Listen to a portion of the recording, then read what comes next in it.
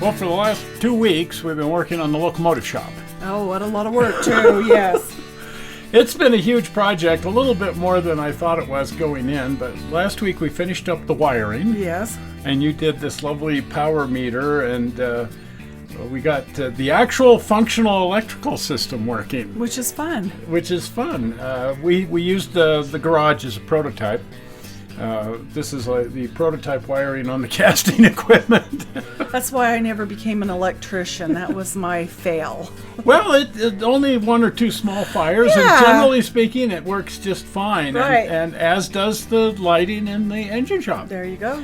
So it looks a little bit like the wiring for the casting machine too, but it's completely functional. Right. And so we're ready now to move on to putting the shingles on the roof and adding the cement floor.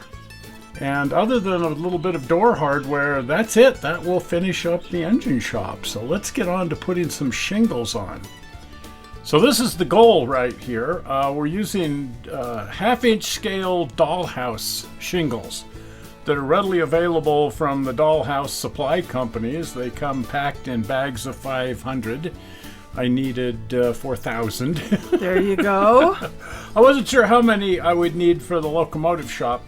As it turns out, 2,000 on the locomotive shop and about another 1,000 on the depot, I think. Gee. Which leaves us with some spares for the other depot. There you go.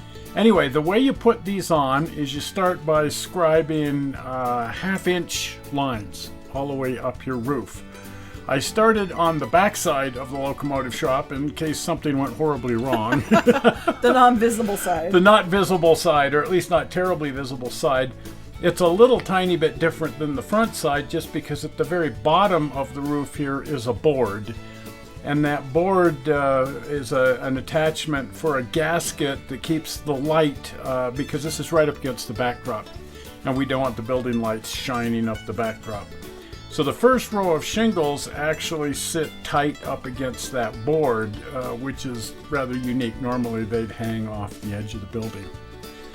But then I'm proceeding by going row upon row, starting each row with half a shingle so that it sets up a little bit of an offset, sort of a brick pattern offset.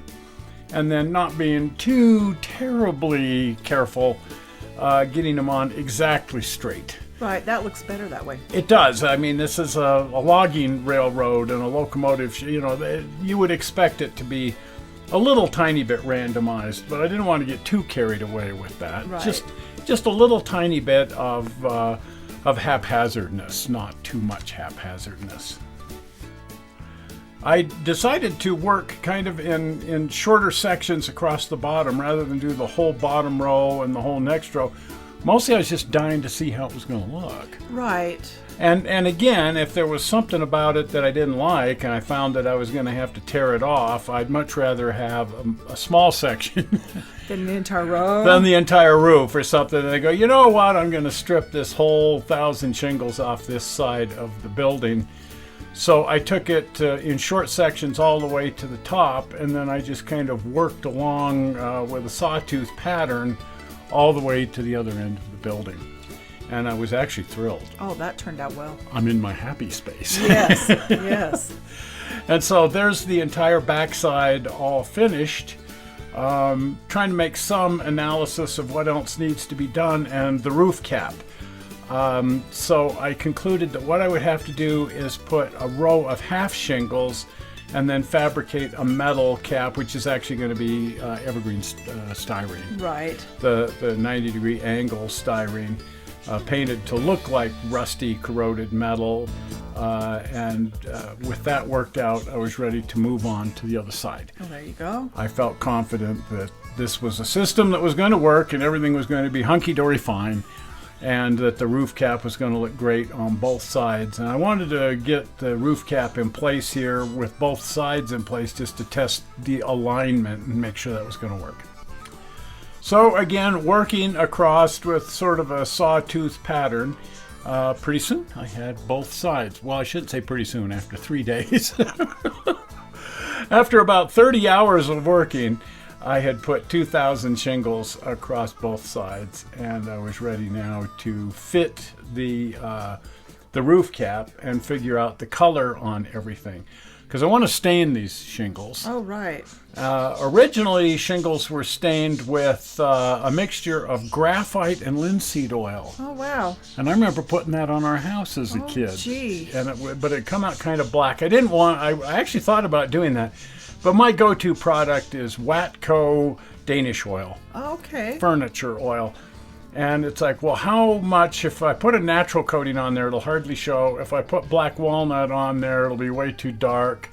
Here's how the roof cap turned out. Oh, that looks neat. So what I did is that rattle-can technique again that I had used on the smoke jack of painting the whole thing silver with a rattle-can and then holding back 3 to 4 feet with a can of that camo dark brown color from Rust-Oleum and let it kind of splatter across there. Oh, that's cool. So here I wanted to test the different colors of Watco oil to figure out what would look good with the roof cap and just generally what would look good. So I tried different mixtures. I even tried adding a little green, and I decided I don't care for the green. No. And right toward the middle there is my favorite part, and that's about 40% dark walnut and 60% natural color. So I thought, okay, I'll mix up a batch of that and start staining the roof. I figured I would start again on the backside. There you go. Just in case I didn't like the results, and but no, as it turns out, once it's dried, it soaks into the wood. Okay. And then that changes the color quite a bit. Here it is, just slowly drying, and as it dries, it gets a little bit lighter and a little bit lighter, but it gives it a nice weathered appearance. Sure does. That's cool. I really like the look. Yes. Now you can see at the bottom there where I've added that cloth tape, that's the gasket to keep the light in. Yes. And it attaches to that board that goes all the way across there. So on to the front side. There we go. And same exact thing, mixed up another batch, exact same proportions as I used on the back side, 60-40. And there it is. Oh, that's really cool. Doesn't it? It just looks amazing. Oh, man. Once again, I'm in my happy space. There you go. I'm thrilled.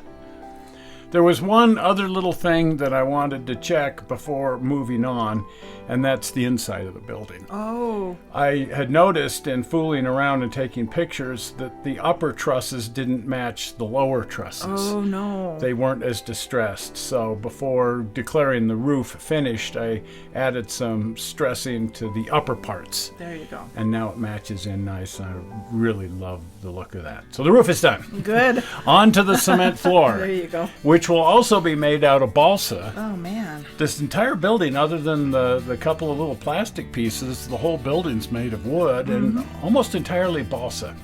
Anyway, same technique that I used for the walls, only I'm not going to burn the pattern in. I'm just going to carve the pattern in with a Zona Saw. So I started by drawing the dividing lines in the concrete, the expansion joints, and then after I cut them in with the Zona Saw, I came back with a triangular file and just kind of beveled the top edges. And speaking of beveling, I really knocked down the edge of the balsa here where it touches the track. Balsa has a natural tendency to sort of swell and change sizes, and the last thing I wanted was for it to pick a locomotive up and lose electrical power. Oh, gee. So I made sure that there was 40 thousandths of rail exposed above the balsa by just beveling this edge down. And now I'm ready for paint. There you go. Now here's where I made a mistake. Oh? Well, I just went ahead and painted the balsa with my usual mixture of a couple of different colors of cement color mixed with this Golden Pastel Ground textured acrylic primer. And it really brought out the wood grain. Not what I wanted. Wood grain cement. Wood grain cement. So I sanded all that out and put a second coat on. Would have been better if I'd have just shot a primer on there in the first place. Anyway, here it is after 2 coats with sanding in between over the expansion joints. And you can see that I've also now added in some cracks Yes. in the cement. What I wanted to do was add the cracks after the hard surface was on using a sharp point, in this case these tweezers, which I know have a sharp point because Yes. they've jabbed me and you more than once. Yes. And I thought those will be great for scribing these cracks in. And since those cracks are going over the paint, through the paint and into the wood, I thought that'll produce a really broken, and it did. It sure did. Look at that. Isn't that great? It really looks like broken concrete or something, other than the wood coming through from below, which will be completely filled in as I do washes and weathering over the top of this. So once again, I'm really happy with how that turned out, assuming that once I get these washes on there, and there you can see it just sucks right down into that wood in the bottom of the cracks, really brings the cracks out and really looks nice. This is just a wash of water with a little bit of some icky brown color and some just straight up flat black. And this layer upon layer of that with some of the black a little more intense in paint, some of them really, really fine washes, some of them a little heavier washes, a little more paint. And then I just kind of kept coming back to give it that spilled goo. It looks like spilled goo. Yeah. And then to really bring that out, I used a little tiny bit of gloss black enamel in a few places to look like freshly spilled oil. Yes, it's convincing to me. Unfortunately, I really love this. I got carried away and added more, and I wish I'd have stopped right here. Sometimes you need to have somebody grab the work and just take it away from you. Here it is after I added a bit more spilled oil. Which is fine. Right. But as I look at the pictures, it's like, I probably got a little carried away here. That's one serious oil leak. That was one serious oil leak, and anybody walking through there is going to, get it all over their boots and slip and slide, and OSHA's going to be... Anyway, I got a little carried away. Fortunately, there's no carpet anywhere in the locomotive shop to track that into. I wanted to set a locomotive in place and get some pictures just to see how that would look, and once again, I'm thrilled. That turned out really nice. And now we're actually ready to add in your shelves and your wood stove. Yay. Because we couldn't set them, they're glued to the wall, but I didn't know how high the floor was going to be. And when the whole building lifts off, it leaves the floor behind, and the shelves and the stove come up with the walls. And so in order for them to sit flat against the floor, I had to have the floor built before I could glue those to the wall. But there they are, glued to the wall. Kind of like modular housing. Exactly the same idea. But this way, when I lift the building off, they actually key right into place. Everything lifts off. Everything works just fine. So I think that part of the building is completely done and ready to move on to setting the doors. Oh, now boy. we haven't built the door hardware. We don't have any doorknobs or anything yet, but I thought we can add that at the very end. We can add that at any time. I wanted to glue the doors in place. Now, a lot of people said, why don't you make them functional?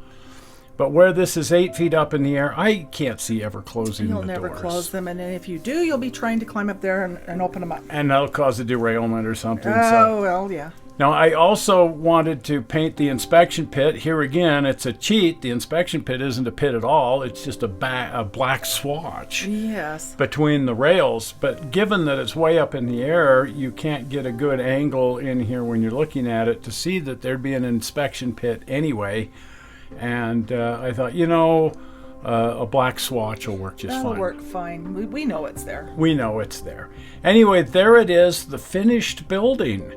One thing that I did want to do, other than the door hardware, is one last shoot of soot.